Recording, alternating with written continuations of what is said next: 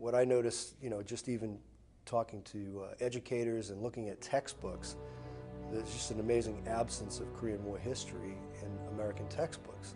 But it was really a very important part of American history. It's only in recent years that I think that that's been borne out, because when you look at what's happened in Northeast Asia and you look at the Republic of Korea today, that's probably the biggest legacy of the war, the success of the Republic of Korea.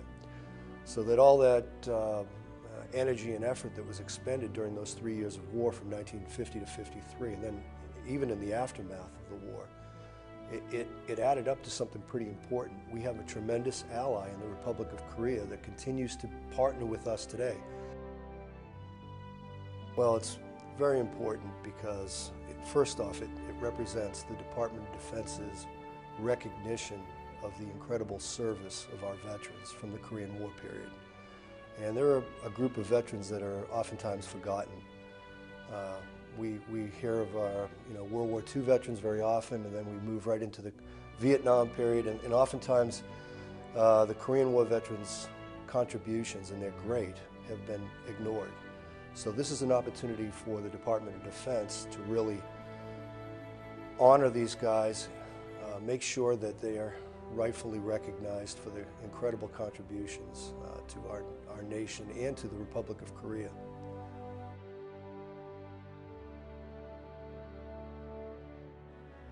And then I told my pilot, I said, this is an ambush. These people are walking right into this ambush.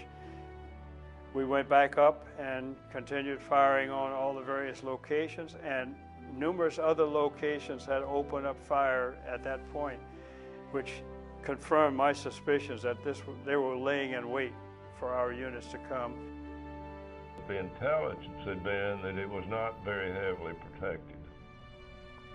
Unfortunately, when they started up the hill, we found it was heavily protected and had a lot of machine gun fire that was coming in. And I'd called in some artillery fire to help protect them a little bit, and they sent another platoon assault, and that just fell apart too. So at that point, we decided it was not worth the manpower to try to keep that up. So we gathered our forces and started going back down through the valley that we'd come up on, and all of a sudden we were receiving fire from the backside.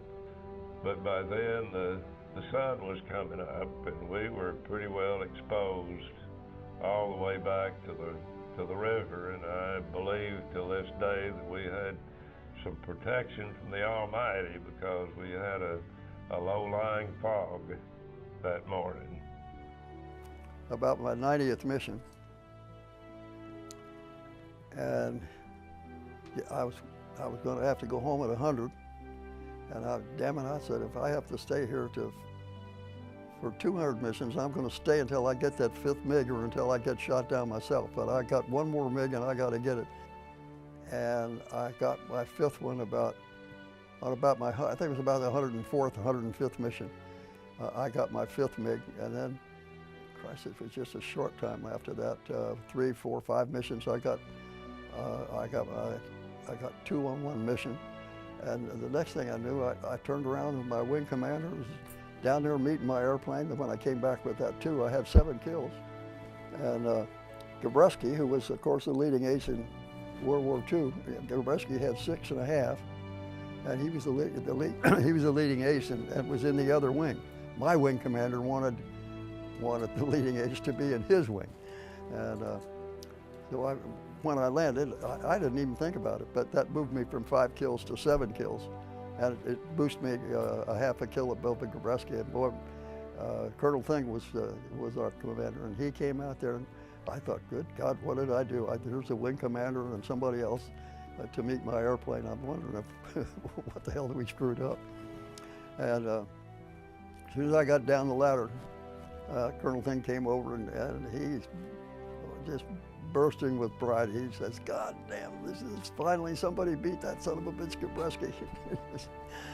He was just happy as hell to get the leading ace in the theater back in his wing. We were tried and convicted as war criminals. So we had no rights under the Geneva Convention. They didn't have to tell the U.S. government that we were captured. Taken back into the courtroom, retrialed, then a few days taken out, dug a, scratched out a shallow grave, put down on my knees, hands tied behind my back, blindfolded, and an officer stood behind me with a pistol and clicked off a dry round, just click. The door opened and an officer stuck his head in. He said, "Shh, follow me." And so the 6 or so of us walked out into the dark of the night, and this officer led us between several of the buildings in the POW camp, and we ended up in what was the camp kitchen. And it was dark inside. We were wondering, what in the world is going on? One of the officers reached up and pulled the switch of a single light bulb in the middle of the room, and on the table was a cake decorated as the flag of the United States. Its blazing stars and stripes. I knew, and it reminded me that that flag represented every POW, in fact, every man that had given his life in Korea. As we stood there, one of the officers said something about duty, honor, and country, gave a little speech, and then we placed our hands over our hearts, and we pledged allegiance to that flag and our country. And as we did, I was thinking to myself, what are the communist guards come and catch us doing this? But we didn't have to worry about it for long because we quickly devoured the evidence. You know, there's no way you could cope with death. No, it's impossible. It's, you know, everyone says, oh, you get used to it. There's no such thing as getting used to it.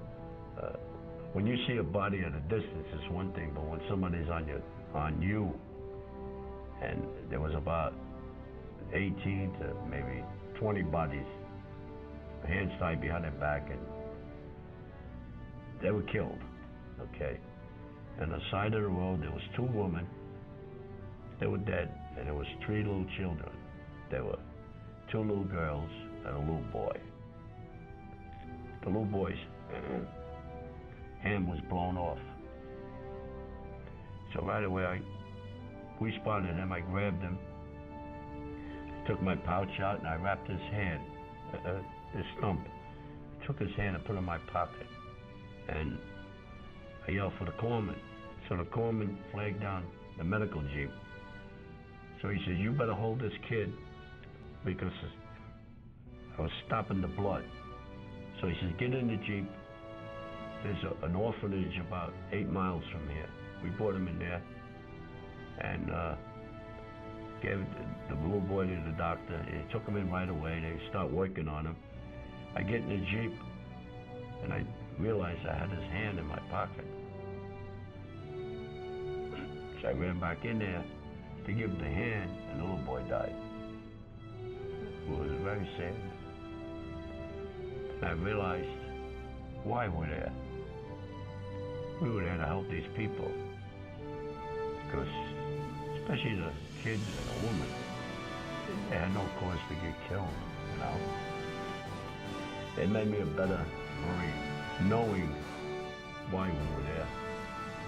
It was very sad. They lived with me.